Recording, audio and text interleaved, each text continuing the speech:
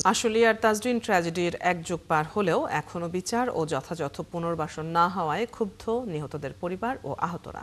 তারা বিচারের অগ্রগতি, দগ্ধদের সুচিকিৎসা ও পুনর্বাসন প্রক্রিয়া বাস্তবায়নের দাবি জানিয়েছেন। জাহিদুল ইসলাম অনিকের তথ্য ও ছবিতে প্রতিবেদন। আশুলিয়ার নিশ্চিন্তপুরে দিবসটিকে কেন্দ্র করে প্রতি বছরের মতোই নানা আয়োজন রয়েছে। সেখানকার খবর জানাতে আমাদের সাথে যুক্ত হচ্ছেন সহকর্মী জাহিদুল ইসলাম অনিক। অনেক সেখানে আজকে কি পরিস্থিতি দেখছেন, আহত শ্রমিক এবং নিহতদের স্বজনরা দিবসটি নিয়ে কি বলছেন জানাবেন।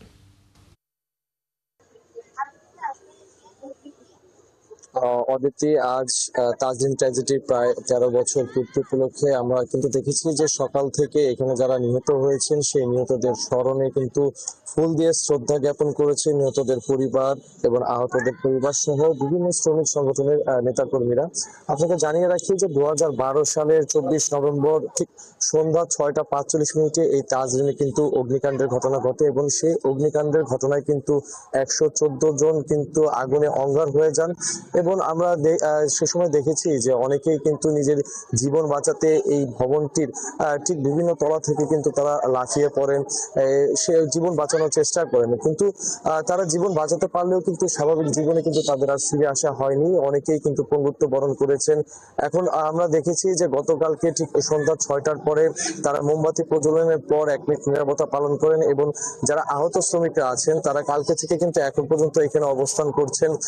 তারা দাবি করছেন যে তাদের যে 4টি দাবি সেই দাবি মেনে নেওয়া না পর্যন্ত কিন্তু তারা এখানে অবস্থান করবেন। আমরা তাদের সাথে কথা বলেছি। তাদের যে দাবি দাওয়াগুলোর মধ্যে অন্যতম যেগুলো ছিল যেন তাদের পুনর্বাসন, তাদের ক্ষতিপূরণ এবং তাদের যেই তাজরিন ফ্যাশনটি রয়েছে সেই ভবনটিকে সংস্কার করে সেটিতে যেন তাদের জন্য একটি হাসপাতালের ব্যবস্থা করা, সেটি কিন্তু তারা করেছেন। আমরা একজন আহত শ্রমিকের সাথে একটু কথা বলবো। কেন কালকে থেকে এখন পর্যন্ত এখানে? আমাদের ক্ষতিপূরণের দাবিতে। দেখেন, আমরা আজকে 13 বছর ধরে এই লড়াই সংগ্রাম করে যাইতেছি, কোন সরকারে আমাদেরকে ইতে দেখতেছে না। তাহলে আমরা কি অপরাধ করছিলাম? আজ দেলোয়ার ষড়যন্ত্র করে আগুন ধরায় দিয়ে 115 জন মানুষ, তাজা মানুষ প্রাণ হত্যা করলো, তার বিচার হলো না। আবার আমরা হত্যা গেলাম 3 শতাধিক শ্রমিক আহত বঙ্গুত্ব জীবন নিয়ে। আজ আমরা ঋণের বোঝা, শরীরের যন্ত্রণা, আমাদের তো কর্ম নাই, আমরা কর্মহীন। আজ আমাদের দেওয়ালে পিঠ থেকে গেছে, আমরা চলতে পারি না। আমরা নিরুপায় হয়ে আজকে জায়গায় এসে দাঁড়াইছি। সর্বশেষ আমরা যতক্ষণ মন্ত্রণালয় থেকে, শ্রম মন্ত্রণালয় থেকে, এমনকি উপদেষ্টার পক্ষ থেকে আমাদেরকে যে পর্যন্ত সঠিক সিদ্ধান্ত।